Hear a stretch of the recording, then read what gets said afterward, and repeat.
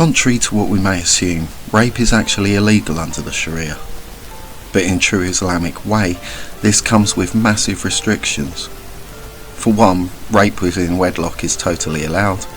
Rape of slaves and captives of war is not only just allowed but is actively encouraged.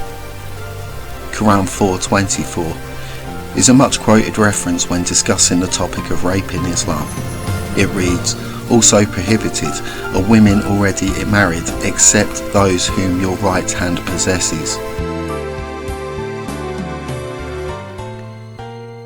The context of this verse was active encouragement to rape married captives of war, even if they were already married and their husbands were still alive. Sahih Muslim Book 8, Hadith 3433 states it was reported that Allah's apostle sent a small army. They took captive women on the day of Utas, who had their husbands.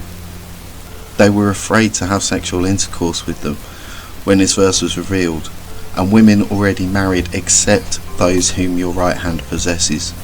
Quran 4:24.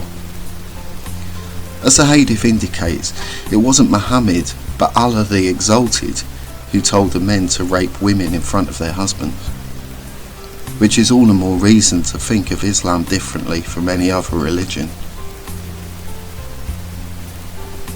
It's also important to note here that the husbands were alive after this battle. This contradicts the apologists' claim that women Muhammad enslaved were widowed and vulnerable. Yet even if this apologetic claim was true, how moral absent is it to force a widow to choose between being raped or starved? This is also confirmed within the Tasfa commentaries of Kafir and Jalilian and also Abbas, entitled The Prohibition of Taking Two Sisters as Rival Wives, Quran 4:24. A woman is also not permitted to refuse sexual intercourse with her husband, as stated in Quran 2:223. Throughout Islamic scripture, rape of wives, slaves and captives is actively encouraged. But what is to happen if a rape is committed outside of these guidelines? As first stated, rape is illegal under the Sharia and carries very strict punishments. Yet the Sharia ruling states that victims must provide 4 male reliable witnesses to the rape. This has led to many Muslim rapes victims not even reporting it. Victims that have been known to report it have admitted to non-marital sex, which carries a death penalty. This ruling is founded on a story about Muhammad's child bride Aisha.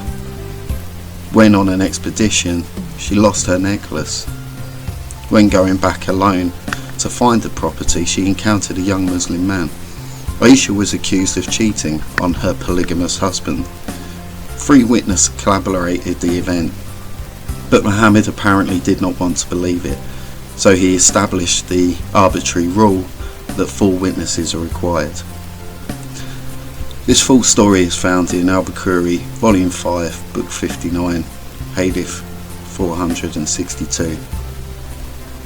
This led to Allah's revelation found in Quran 24:4, and for those who accuse 3 women and do not bring 4 witnesses for the adultery, flog them. Strictly speaking, this verse addresses adultery. However, it's a part of Sharia rule on rape, since if there is not 4 male Muslim trustworthy witnesses, the rape did not occur. Islam places a burden of avoiding sexual encounters of any sort on the woman. A recent fatwa from a mainstream Islamic site echoes the rule and even chides the victim of incest for complaining when she has no evidence. It states, however, it is not permissible to accuse the father of rape without evidence. Indeed, the Sharia has put special conditions of proving zina, which means fornication or adultery, that are not required in other such cases of crimes. The crime of zina is not confirmed except if the fornicator admits it, or if the testimony of 4 trustworthy men, while the testimony of women is not accepted. Hence the statement of this girl and the statement of her mother in itself does not Islamically prove anything against the father, especially that Ilalata denies it.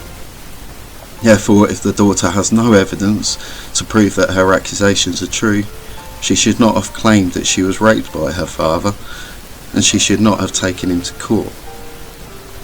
This is Islam Web Fatwa 156817. Muhammad practiced rape of captives himself. Sophia was a Khaybar Jewish woman that Muhammad took as a wife and consummated the marriage on the same day he murdered her husband and her brother. Maria was one of the several slaves whom the governor of Egypt sent as a present to Muhammad. He kept her as a concubine despite the injections of his official wives, who feared her beauty. Maria bore Muhammad a son called Ibrahim. Rayhana her first husband was one of the ones that Muhammad killed, the 600 to 900 Khazar Jews, whom Muhammad beheaded in April 627 AD. He enslaved all the women and selected Rayhana for himself because she was the most beautiful.